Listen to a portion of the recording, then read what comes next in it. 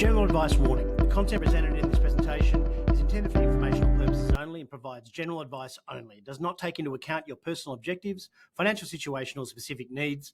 This information should not be the sole resource when making investment decisions. We strongly recommend you seek the advice of a financial professional. G'day everyone, welcome to Bulls vs Bears, episode 17. We're going to talk a bit about the US market. There's not a lot to talk about there, apart from it's just grinding higher. Some geopolitical tensions with Venezuela, and looking at commodities, especially silver. My name is Finn Judell. I'm the host today, and I'm with my co-host Richard Nader. Let's get into it. Good afternoon. So what are we looking at? US markets continuing to rally. What's going on there, Nader? It just keeps grinding higher. Look, we saw what we thought was the start of a downtrend or a dip in the market. In my sentiment, I think that's fairly come to an end now. We're seeing really what I think is the start of the Santa rally. It's pretty common around Christmas time, leading up into it. We usually see a bit of a rally on stocks as people sort of finish up their years and then go on holidays. So I'm starting to see a bit of a common theme of that, and I think this chart speaks quite well for it. You can see those green candles building at the end there. Yeah, look, we still could be not out of the weeds yet. Obviously, I'd love to see a rally into the new year. It would be beautiful. But yeah, we'll see how we go, obviously. I think it just depends on news flow at the moment. If you see a consistent flow of negative news, I don't disagree with you there. I think we could see a inflection point and we start to move back down. But if no news is good news sort of thing, if that continues to come through and this Venezuela topic that we're going to discuss later doesn't escalate, I don't really see anything that'll send the market on a downtrend. So that we've got the opposing views there, but I think it's a good point now where we're seeing buyers come back into the market. I'm just playing the devil's advocate. I don't want to sound like a bear. Don't be caught out being a bear, because historically that's the wrong side to be playing. I mean, if you look at the market over 20 years, you'd be out. But look, it's I'd say the likelihood of it grinding higher and continuing to grind higher through Christmas is probably pretty good. But look, you never know. Absolutely. So earnings this week. Now, look, there's a lot of companies there, not a lot of companies that we're going to be watching closely. What we're looking at, CrowdStrike, Salesforce, and really Snowflake is something that we're not really recommending at the moment, but something that we pay attention to. And Lululemon, just because it's had such an interesting story over the last year where it was so badly impacted by the tariffs, and just want to see have they recovered from there, has it continued to sort of degrade that stock. So waiting to see those results there. We've got a current recommendation on one of those stocks. So if you want to know what that is, give us a call. We're happy to give the recommendation out to members. But yeah, fairly confident over most of those earnings just based on, the earnings season we've seen up until now. I don't think that earnings result has changed from when we spoke last. I think it was 85% or something of earnings have beat or met expectations. So I think that'll continue with these companies. There's no reason why they won't meet the earnings that, previous companies have. Yep. So we've got CrowdStrike on tomorrow. We're feeling pretty confident about that one, are we?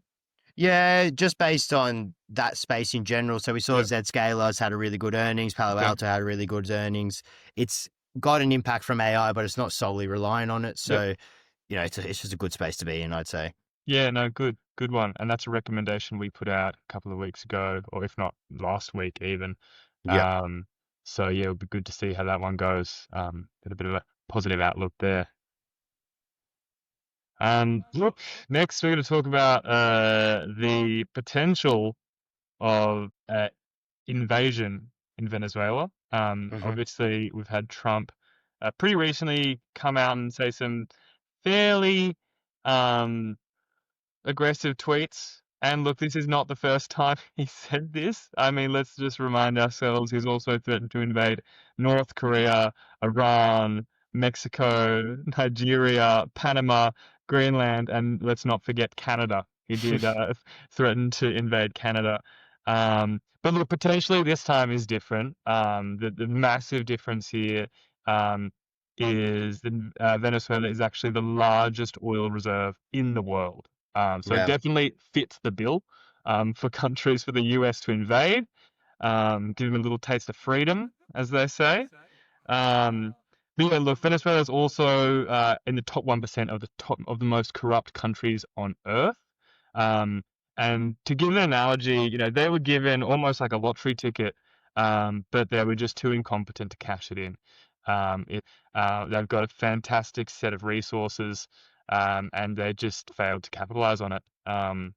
So yeah, I think it's a big opportunity for the US to come in, and have a pretty dominating geopolitical role there. And who knows what the strategy is, but obviously they're starting off with potentially an invasion. They've got US naval deployment assembled all around the Caribbean, so they're definitely looking pretty aggressive. They And fired on a few boats, I believe, in the last month or so as well. yeah, That they right. thought were carrying drugs out of the Venezuelan ports and things like that. So Well, they've been, that's I suppose the scapegoat, right? Or not. Look, I'm not going to say scapegoat, but that's what he's reasoning. claiming, right? That's his reasoning. Um, but then if you look at the data as well, Mexico, Bolivia, and Colombia are kind of the biggest issues. So it makes you think, why is he Uh, kind of singled out Venezuela? uh-huh. I think that the oil is a pretty good reason. But Yep. he's obviously not mentioning that publicly. But look, the strategy would probably be invade, and then look to install a pro-US government, drill and export, and then profit, right? That's the US playbook. If it actually comes into play. That's right. As you wrote there, Really you can speculative. see he's threatened it multiple times. I know Yeah. Greenland around the point of the election was, a big bit of contention that they said they wanted to take it. He says a lot of words. Let's see if he actually actions them. He's not bad at creating uncertainty, but it's come to a point where uncertainty has just become the norm. And the market doesn't really react anymore. Yep. So I think everyone just kind of calls it bullshit. And then, if it actually happens, then that's the real news, right? The announcement has become noise at this point, which is fair enough. It's very much fair enough. Be very interesting to see if it does occur. Yeah. And if it happens this year, or he's going to wait till the new year. Yeah, you never know with this guy. He's very unpredictable. It's very unpredictable. But silver obviously is skyrocketing. It just went past all-time highs. And look, we had a trading halt on the CMC futures desk over the weekend, I believe, or perhaps even earlier. Don't quote me on the date. And there was a lot of conspiracies around, oh, this is all tied to, the silver run. If you look on Twitter, there's a lot of conspiracy theories as to why that might have happened. I mean, in reality, it was a cooling fault, apparently. But essentially, the buy button was turned off. The buy button and the sell button were turned off. Silver on the weekend. So yeah, that caused a bit of people to think about the possibilities as to why, and it could go down a bit of a hole. But look, I'm pretty grounded in the idea that I think it was just it was an issue on the server side with their cooling, is what the reports say. So I tend to agree with that. Okay.